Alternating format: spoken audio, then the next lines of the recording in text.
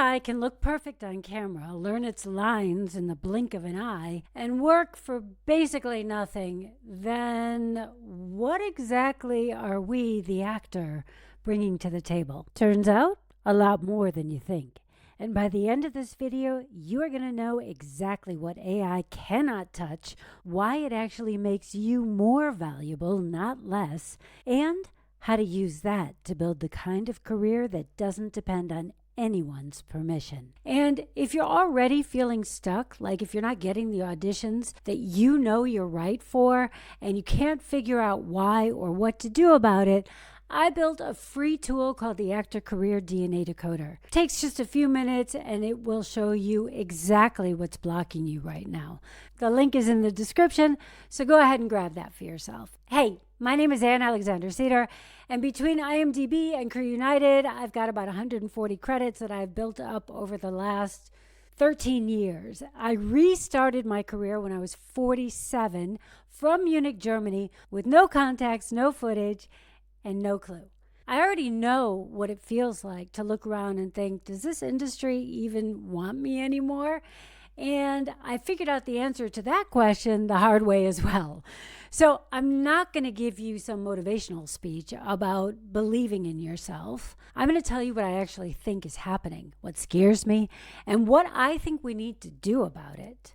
You probably already know about Tilly Norwood, the AI-generated actress who showed up at the Zurich Film Festival and has been in talks with actual talent agencies ever since. SAG-AFTRA put out a statement saying she's not an actor, which of course she's not. She's a computer program trained on the work of real actors without permission or compensation. And yeah, she's not a very good actor yet either. But yet is the operative word, which is some small comfort. But her creator has already announced another 40 AI actors in the pipeline and something called Tillyverse launching this year. So that's where we are. I'm not going to sugarcoat this. I've personally been up for voiceover roles on more than one occasion and been told that the client decided to go with an AI voice instead. That's me losing work to a robot, not even a real robot, a disembodied robot. And I'm not alone. The voiceover industry is projecting a 30 to 50% drop in jobs over the next decade. And production houses are already slashing their costs by 40% just by switching to AI dubbing. Remember the Coca-Cola Christmas campaign? They remade their classic 1995 holiday ad entirely with AI. No actors, no crew, no real trucks rolling through the snow. The response was brutal. So there is some hope there. But you know what Coca-Cola CMO said? That AI shrank the production timeline from a year to a month. So yeah, people hated it. And yes, they're going to keep doing it. And then there is Tilly. And before Tilly, there was Lil Makila, a completely AI-generated influencer who is named one of Time Magazine's 25 most influential people on the internet. She paved the way for all of this. Tilly is just the version that's coming for our specific jobs. The acting work that doesn't need depth or a real human connection is already disappearing. The industrials, a big chunk of commercial work, the voiceover gigs that have kept so many of us alive between the roles that we actually want. That stuff is going fast. The cartoon and video game roles are next. And after that, anything one-dimensional, like those superhero franchises where the character is basically a special effect with a jawline. And the numbers across the industry, well, let me tell you, they're not pretty. LA County lost 41,000 film and TV jobs in 3 years, which is a quarter of the entertainment workforce. The filming days in LA have dropped 4 years in a row. SAG-AFTRA members are sitting on something like a 90% unemployment rate. And 80% of actors don't even understand the AI terminology that's showing up in their own contracts, which is a whole other problem. Now, look, we have survived disruption before, and every single time the actors who came through it were the ones who stayed light on their feet and looked at what was forming instead of just mourning what was dying. But I'm not going to pretend this is just another one of those, because let me be frank, it isn't. We're right to be scared. I'm scared. The days of booking a series regular and being set for life are over. I know actors who haven't had a real audition in months, and for some of them, it's been years. And too many of us are waiting around like if we're patient enough, things will go back to how they were. They won't. So I'm just going to say it. If you've already started adapting, if you're using AI to brainstorm and analyze your sides and get feedback on your self-tapes and write and storyboard and edit, you are going to be just fine, my friend. You are going to have a serious edge over every other actor who's still sitting there refreshing their email and hoping that their agent calls. But if you refuse to change, if you refuse to expand, if you refuse to pick up these tools while the actors around you are running in circles, that's all she wrote, folks. So if you're sitting there thinking, okay, I hear you, but where do I even start? Go grab the Actor Career DNA Decoder. It's free, and you'll find the link in the description, and it'll give you real clarity on what's specifically in the way of your career right now. Okay, so what do? Become tech people? No, thank you. The answer is actually to become more human, not less. Which, when you think about it, is kind of hilarious because being messy and unpredictable and deeply feeling is sort of the whole job description for an actor. AI predicts patterns, and we feel the consequences of being alive. Life doesn't have patterns. It's not predictable, and that's what makes it beautiful and interesting, and yes, a total mess. Every great role you've ever seen was made exactly from that mess. AI doesn't care if a scene changes somebody's life. It's got no skin in the game. It never laid awake at 3 a.m. wondering if it wasted its best years chasing auditions that might never come. But we have. We've all been there. And all that inner chaos, the fear and the stubbornness and the hope that you can't seem to kill no matter how hard this gets, that is not the problem. That is the thing, and no machine can touch that. And honestly, the big obvious stuff like Tilly Norwood isn't even what scares me the most.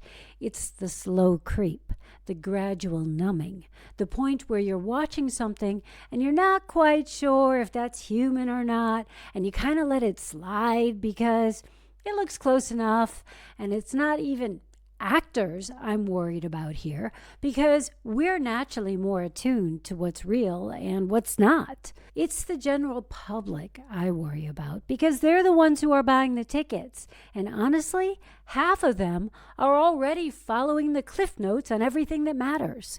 They're the ones who will shrug and say, looks fine to me. We've already seen what happens when people stop caring about what's real and what isn't. We've seen it in politics, so there's that. So why would we think it would be any different when AI starts making everything prettier and easier and good enough? That is the real danger. Not that AI replaces us overnight, but that it slowly makes people numb enough to not care about the difference. But I also think that there will be a split, because on the other side of that numbness, and I really believe this, there will be a growing faction of people who hate it and refuse to watch it, people who are hungry for the real thing.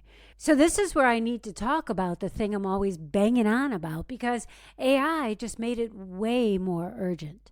The problem for most actors has never been talent, not the serious actors. You know that, and I know that. The problem is access, and it always has been. Getting in front of the people who can actually hire them, and in a way where they can see your potential. And everything AI is doing right now is making that access problem worse and better at the same time. It's worse because the traditional channels are shrinking. There are fewer auditions and fewer open calls and fewer of the pathways we were all told to follow. The old playbook of, get an agent and wait for auditions and hope someone picks you, Well, look, that's been broken for a very long time before AI ever showed up. AI is just speeding up the funeral. But it's also better, and this is the part that keeps me up at night in a good way. The decision makers, the casting directors and producers and directors and showrunners, they are all drowning in AI generated everything right now, just like we are. They're completely overwhelmed, and the actors they actually know, the ones they've sat across from and had real conversations with, the ones who show up as actual human beings and not just another headshot in a digital pile, those actors just got a lot more valuable. This is what the curator method is all about. You stop waiting for somebody to open the door and you build your own damn side door. You stop showing up as a hopeful who's begging for a shot, and you start showing up as a peer, someone with something of value to offer on your own beyond just your talent, which 1.3 other million actors also have. You create the access yourself by curating collaborations that put you in the rooms with the people who actually hire actors, not begging for a chance to be considered, but standing there as an equal. I can mimic warmth, and it can fake connection pretty well too, but it cannot sit across from a casting director at an event you put together and have real conversations after you finish performing your scene. That takes you. And then there's something else forming right now that I think is going to change everything for actors.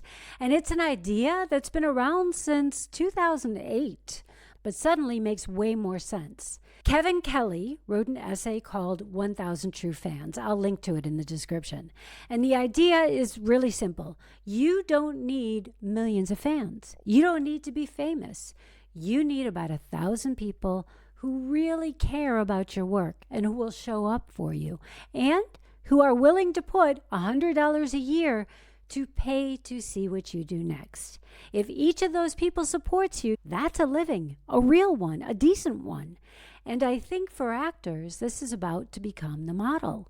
The old Hollywood path of, get discovered, get famous, get rich. Well, that's really not a reality anymore. The days when a good part in something was a catalyst for the rest of your career, those are getting rarer and rarer. In fact, I see this all the time inside of the Curator Academy, frankly, because it is filled with actors who have had major roles in major international things that you all have probably seen, and yet are still finding it hard to make a living as an actor. And that's why the rise of human-to-human interactions is so important. Live performances, actors performing live on streams, actors who build their own audience of people who really care about them and their work and want to support them. These are all things that AI can't touch. AI can, sure, it can generate 1 million views, but it can't build a relationship with 1,000 people who trust you and want to see you succeed, care if you succeed. That's human. That's as human as it gets, frankly. And this is why I keep saying we need to be more than just actors now. The days when you could sit back and rely on your agent to, get your work, those are gone. I don't say that to be scary. I say it because on the other side of that realization is an enormous amount of freedom. You get to build your own thing. You get to own it. Nobody can take that away from you because it's built on real relationships with real people, and no algorithm can replicate that. The curator method is how you start building that. By being the actor who creates the room instead of trying to get into someone else's. This connects to something I got into in my video. I pretended to be a stuck actor and I asked AI for advice. You can check that out up here. If every actor with AI tools can suddenly regenerate a reel and a website and social content and even an entire film, then what separates any of them from each other? Well, it's taste. And for taste, it's just as important to know what not to do as it is to know what to do. And you can only do that if you've lived enough to know the difference between a choice that looks good and one that actually lands in your gut. AI does not have lived taste. It has the average of everyone else's taste. And the average of anything is crap. Our whole deal as actors is to not be boring, to make choices nobody else would make. And that comes from your life, your specific and weird and wonderful life, not from a data set. But here's where I need to get a little bit tough with you. If you're outsourcing your creativity to AI, you are screwing yourself, because all you're going to get back is a shinier, more plastic version of you. And that is the exact opposite of what being an actor means. It's like hiring someone to write your love letters. The words, sure, they might hit a rhythm and the sentences won't stutter, but if you let someone else talk for you long enough, who's actually the one in love? One day you realize the letters are perfect and none of them are yours because they didn't come from your heart. And we can all spot AI in about 2 seconds now, and audiences can smell fake from about a mile away. If anyone should know that, it's us. Look, whatever you think is holding you back is probably actually your superpower.